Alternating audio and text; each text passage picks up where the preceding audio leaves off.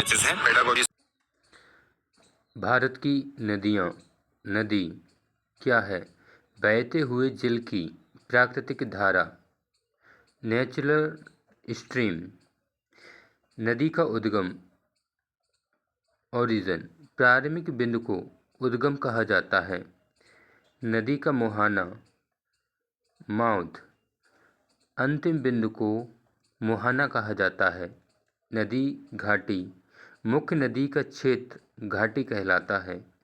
नदी का बेसिन, मुख्य नदी प्लस सहायक नदी, इन दोनों का संपूर्ण क्षेत्र नदी बेसिन कहलाता है। नदी का डेल्टा, नदी द्वारा अंतिम बिंदु पर अवसाद जमाव से बना भाग नदी डेल्टा कहलाता है। ये उपजाऊ क्षेत्र होता है। भारत की नदियाँ दो प्रकार की होती हैं। एक हिमालय की नदियाँ, दो प्रायद्वीपीय नदियाँ। हिमालय की नदियाँ उद्गम ग्लेशियर से होता है।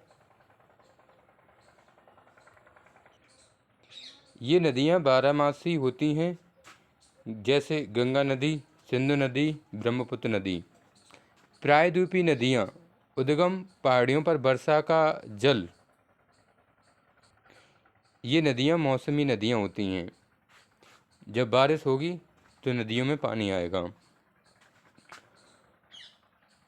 प्रायद्वीपीय नदियाँ भी दो प्रकार की होती हैं, अरब सागर और बंगाल की खाड़ी। अरब सागर की नदियाँ के उदाहरण नर्मदा, ताप्ती, लूनी, माही। बंगाल की खाड़ी की नदियाँ कृष्णा, कावेरी, महानदी, गोदावरी। ब्रह्मपुत्र नदी, नदी का उद्गम आंशिक ग्लेशियर से होता है, जो तिब्बत में है। तिब्बत चीन से नदी चलती है, अरुणाचल पहुंचती है, असम, बांग्लादेश पहुंच जाती है। तिब्बत में इसे सांगको कहते हैं। तिब्बत में ब्रह्मपुत्र को सांगको कहते हैं। तिब्बत में इस नदी का प्रवाह तेज है, तीव्र है।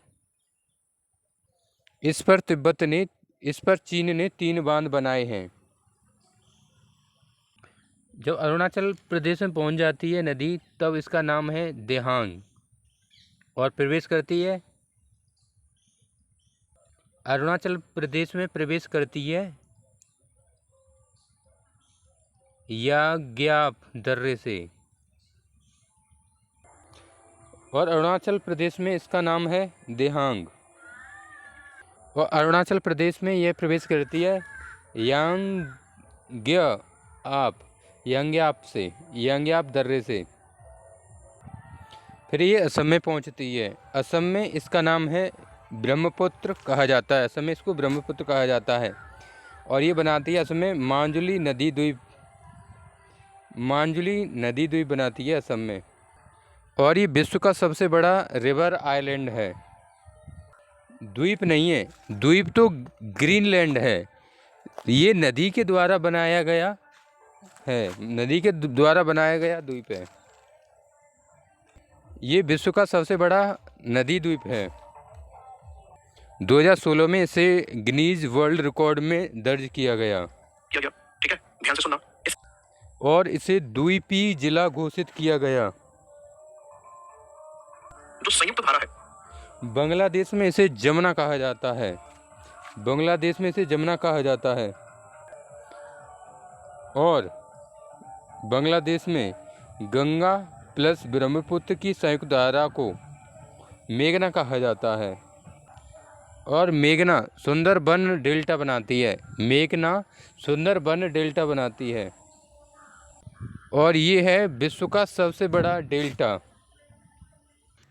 इस ब्रह्मपुत्र की एक सहायक नदी है दिबांग। एक और इसकी सहायक नदी है लोहित नदी। लोहित नदी में पाई जाती है लाल बालू, इसलिए इसे कहा जाता है खूनी नदी। लोहित नदी पर एक पुल बना है जिसका नाम है भूपेन हजारिका पुल। यह पुल असम और अरुणाचल प्रदेश को जोड़ता है। इसकी एक और सहायक नदी है सुबनासिरी सहायक नदी ब्रह्मपुत्र की। एक और इसकी सहायक नदी है धनसिरी। इसकी एक और सहायक नदी है जिसका नाम है बराक नदी। बराक नदी का एक और नाम है सुरमा नदी। एक और सहायक नदी है जिसका नाम है मानस नदी। एक और सहायक नदी है जिसका नाम है संकोस। एक और नदी है जिसका नाम है तिस्ता, ये भी इसकी सहायक नदी है। पद्मा भी इसकी सहायक नदी है। और इन संयुक्त धारा को कहा जाता है मेघना। और यही मेघना बनाती है सुंदरबन डेल्टा। सुबनासिरी ये सबसे बड़ी सहायक नदी है ब्रह्मपुत्र की। अब हम पढ़ेंगे गंगा नदी।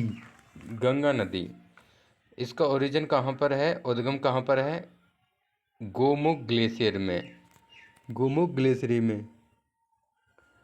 और यूके मतलब उत्तराखंड से निकलती है, उत्तर प्रदेश पहुंचती है, बिहार, फिर झारखंड, फिर पश्चिम बंगाल, इन 5 राज्यों में पहुंचती है भारत के। इसकी लंबाई है 2525 किलोमीटर। इसको राष्ट्रीय नदी कहते हैं और ये सबसे लंबी नदी है। गंगा का बेसिन कितना है? 26% क्षेत्रफल फैला हुआ है, इसलिए इसे राष्ट्रीय नदी कहते हैं। इसमें पाया जाता है बैक्टीरियोफेज पाया जाता है जो जीवाणुओं को मारता है। गंगा का पानी कभी खराब नहीं होता, इसलिए गंगा में डॉल्फिन पाई जाती हैं। डॉल्फिन केंद्र पटना में स्थित है। सबसे लंबी सहायक नदी गंगा की कौन सी है? यमुना। सबसे बड़ी सहायक नदी कौन सी है? घाघरा नदी। ये है ज्योग्राफी की क्लास 13, भारत के मैदान द्वीप। इसका क्लास नोट्स बनाइए HTML में।